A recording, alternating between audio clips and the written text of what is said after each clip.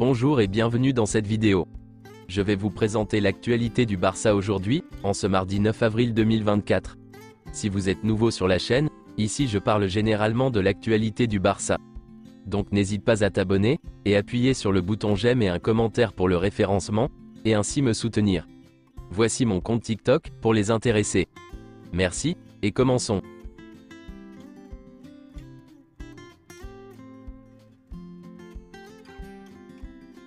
Il est prévu que le Barça s'entraîne au Parc des Princes à 19 h aujourd'hui. Xavi et un autre joueur tiendront la conférence de presse d'avant-match 45 minutes plus tôt. De Jong et Pedri évoquent tous le match contre le PSG. Frenkie pourrait débuter si Xavi le juge opportun, tout comme Christensen. Pedri voyagera, mais ce sont ses sentiments qui détermineront son temps de jeu contre le PSG.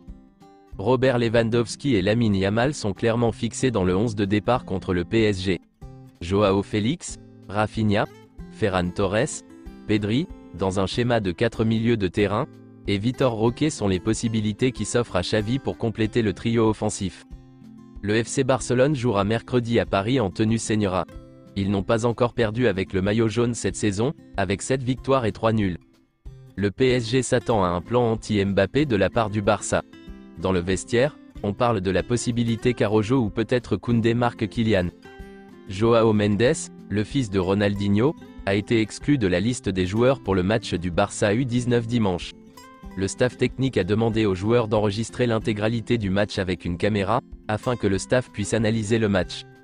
Tout indique que Dani Rodriguez ne renouvellera pas son contrat avec le Barça. Le club soupçonne qu'il a signé un contrat avec l'Athletic Bilbao. Selon Mundo Deportivo, le FC Barcelone a décidé de renouveler le contrat de Sergi Roberto. Le Barça a informé Sergi Roberto qu'il souhaitait renouveler son contrat. Le club souhaite le prolonger d'une saison supplémentaire. Deco a demandé directement à Sergi Roberto si le club souhaitait renouveler son contrat. La réponse a été positive. Son intention est de continuer, même si financièrement l'offre est bien inférieure à celle qu'il aurait pu recevoir. C'est Xavi qui a recommandé le renouvellement du contrat de Sergi Roberto. Les négociations commenceront dans les prochaines semaines. Pour rester au club cette saison, le joueur a ajusté son salaire pour se conformer au fair play financier. Le club lui offrira une simple année de renouvellement avec le même salaire, mais il y a d'autres conditions. Sergi Roberto est également attiré par l'idée de suivre la voie de Messi, Luis Suarez et Busquets en MLS, mais il comprend qu'il est encore trop tôt pour tenter sa chance dans le football américain. En ce qui concerne Cubarsí, le Barça a fait une nouvelle proposition à long terme. Les conversations avancent bien.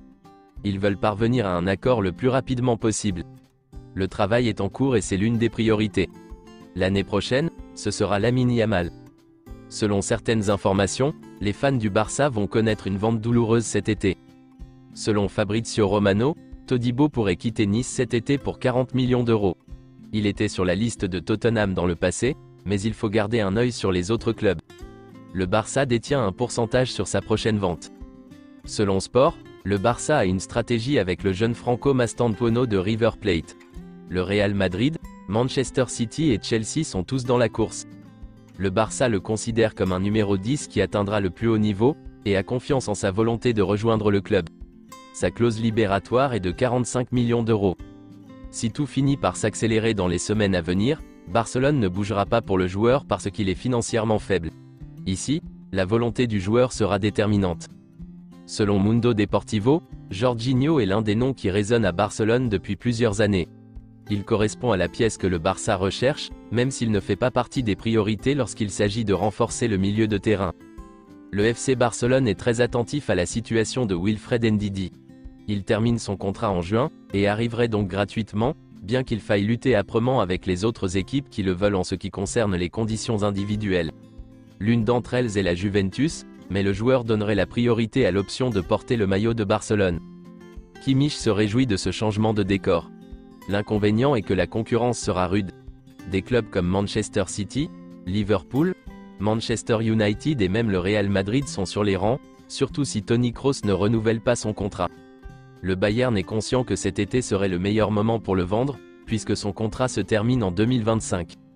Alex Garcia est sur les tablettes du Barça comme une recrue qui remplit les conditions techniques et même économiques. C'est un milieu de terrain à l'âge idéal, 26 ans, qui s'adapte à plusieurs postes. Ses chiffres cette saison sont très remarquables, 3 buts et 6 passes décisives en 31 matchs.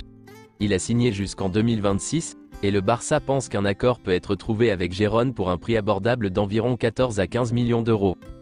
Martin Zubimendi a suscité l'intérêt d'autres grands clubs comme le Bayern ou Arsenal. Le club qui le voudra devra payer la clause de 60 millions, ce qui met le Barça en difficulté par rapport au reste des prétendants en termes de situation économique. Amadou Onana est le milieu de terrain physique que Barcelone apprécie. Il est sous contrat avec Everton jusqu'en 2027. Les informations, jusqu'à présent, parlent d'un prix autour de 46 millions d'euros. La relégation d'Everton ferait varier cette approche. Selon Mailsport, Arsenal a rejoint Manchester United et le Bayern dans la course à Mika Faye. Le Barça pense pouvoir réaliser un profit substantiel sur l'adolescent, et espère pouvoir obtenir 25 millions de livres sterling pour Faye, à mesure que l'intérêt augmente. Mais le FC Barcelone souhaite que Mika Faye soit promu en équipe première. Il ne le vendra pas et ne le prêtera pas, malgré l'intérêt de nombreux clubs. Selon le média français L'Équipe, le PSG est toujours intéressé par Gavi, même si les chances de l'avoir sont faibles. L'entourage du joueur et les intermédiaires du PSG se sont mis d'accord pour rester en contact après l'été dernier. L'intérêt du club français n'a pas faibli et il reste à l'affût au cas où. Si le PSG veut signer Gavi, il devra convaincre le joueur, mais surtout Barcelone, car sa clause libératoire d'1 milliard d'euros est inatteignable. Selon certaines sources, le FC Barcelone tentera de recruter Bernardo Silva cet été, à condition que le fair play financier s'améliore. Laporta veut proposer à Manchester City de payer sa clause libératoire en plusieurs fois. Voici quelques déclarations de Joao Félix sur Bernardo Silva au Barça. J'espère que le Barça va signer Bernardo Silva. C'est un grand joueur et un grand homme. Il me parle toujours de Barcelone, car sa famille est ici. J'ai dit à Bernardo que tout était parfait et prêt pour qu'il nous rejoigne.